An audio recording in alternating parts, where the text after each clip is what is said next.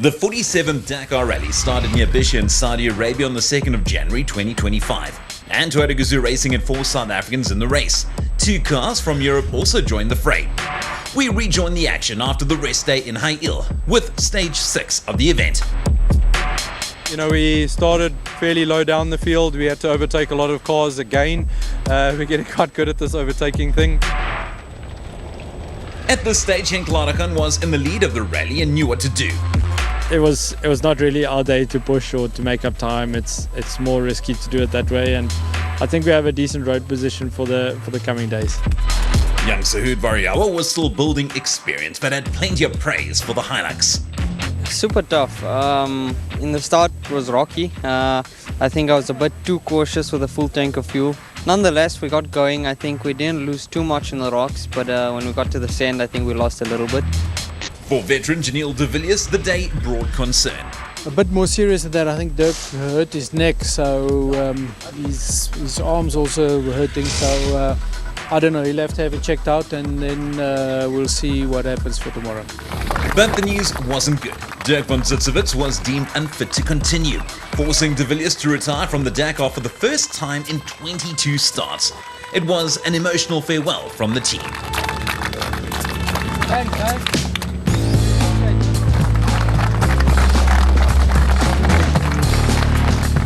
De Villiers' contribution to the team over the last decade was considerable, and he was instrumental in the victories that came in 2019, 2021 and 2022.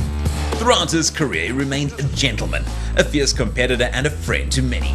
This was his last race with TGR, and the man from Stellenbosch will be missed.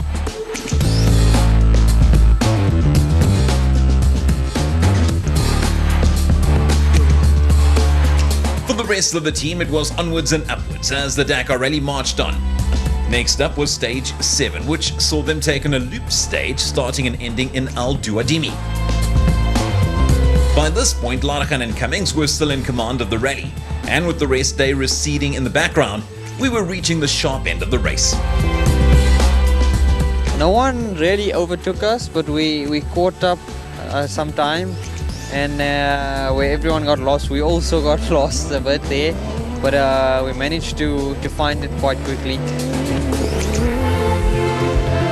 There was one area where everybody was getting lost. Managed to find the way and find the waypoint first, so we overtook all of the cars that started in front of us in the stage, and we were opening the stage for most of the way. It looks like they took out a piece of the stage or something, but if that's going to be the case, we're going to get screwed. And Henk was opening the road for a very long time. We were behind Henk, and I believe Henk was driving accordingly because he had his main opposition minutes and minutes behind. I think there's going to be quite a lot of stewards meetings and protests backwards and forwards. But the protests came to naught, and Ladakan and Cummings were effectively penalised for doing better than everyone else. In typical South African spirit, however, they decided to deal with the hand they were dealt, knuckle down and get on with the job at hand. In this case, the job required racing from a freezing Al Duadimi to the Saudi capital of Riyadh. This turned out to be a great stage for the team, with Variawa supporting Ladakan, Bottrell and Murphy going second fastest, and Ladakan and Cummings taking the stage win. Yeah, I mean, we waited 18 minutes for Henk on the start, and the main thing was to support him. But if I just take away that 18 minutes, I would have been top 3. We knew that if Henk needed a tire, we were his backup, so we couldn't really push too much in the rocky stuff. And we thought the tire was going to come off the rim, so we decided to stop, put a bit of air in the tire, and we lost a bit of time there as well. But all in all, for us to be second, Henk to be first, couldn't ask for a better position for us today. Yeah, we left a bit of time on the table. It was, like I said, not the perfect day, but you can never be upset with the stage win, and we'll enjoy this today, and then we'll have to put our heads down and focus flat out for tomorrow because we'll be opening the stage. From the highs of stage 8 to the lows of stage 9, Variawa got stuck, Bottrell crashed out, and Ladakan lost the lead. With that said, you're still very much in touch with the lead and fighting for the win. I think everyone really struggled with the navigation. and also we had a puncher. So to add to the hectic day, yeah, I guess it's part of the Dakar.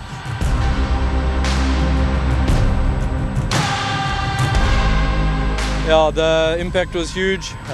We rolled just over 500 meters, nose over back, 6th gear. Anyway, Dennis and I walked away unharmed. Just shows you how strong and good the cars are.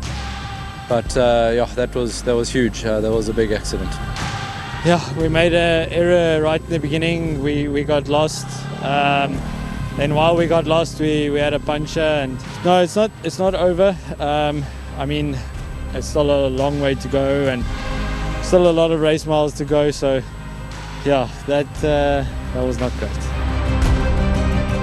Stage 10 took the cruise from Harad to Shubeta in the empty quarter, and the massive sea of dunes that would be the final showdown.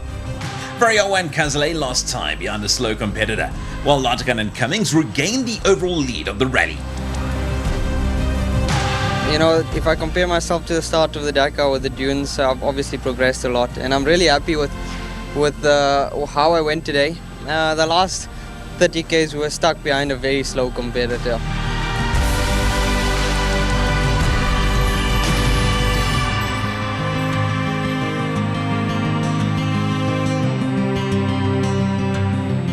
At the end, we came through and we were second fastest so far. Hopefully there's a few guys behind us that can be a little bit quicker than us, so that they can slot in front of us on the road for tomorrow's stage. Having tracks to follow helps a lot. Yeah, I mean that's not a bad thing, but yeah, a little bit scary for tomorrow. In the end, Lartigan's road position counted against him in the penultimate stage, and he relinquished the lead of the rally with just one stage to go. Varioa struggled in the dunes, both with the sand and some motion sickness. For Lartigan, it was all but game over. Throughout the stage, I've been feeling sick, so yeah, not really my best result at all. But we learned a lot. Especially how to dig ourselves out, but no, it wasn't the greatest of stages, but we lasted. We have one more stage tomorrow, and we'll see how it goes.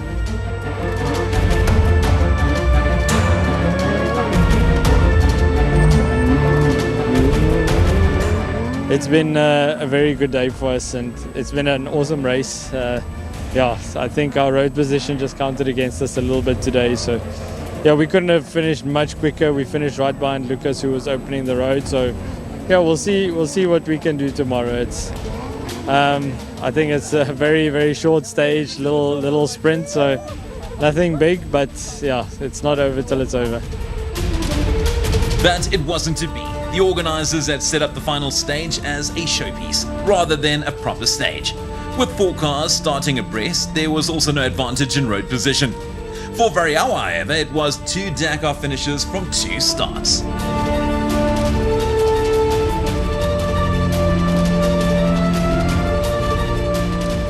But I mean, the car was amazing. We worked really well. We worked good in the car. I mean, we were quite quick on the notes all the time. So yeah, really happy. Finished my second Dakar on my second attempt. I'm super chuffed. Despite pushing, Lartigan and Cummings fell short of the winning time by just 3 minutes and 57 seconds after 2 tough weeks of racing. A bittersweet second place after a hard-fought battle. It was a very interesting start. 4 cars pulled up next to each other and then set off at the same time, and bittersweet end to the race to come all of this way, to do 2 weeks of racing, thousands of kilometers, late nights, early mornings, really early mornings this year, and then miss out by 4 minutes is a bit bittersweet. But I mean, to get onto the podium, it's our first podium, is also a great achievement, and it's amazing what the team's done and what we could manage with this race. I'm proud of what we did. I think we did try. It was not from a lack of trying. We'll keep trying, we'll keep pushing this year, we'll improve the car, we'll improve ourselves, we'll gain more experience, and we'll come back stronger next year.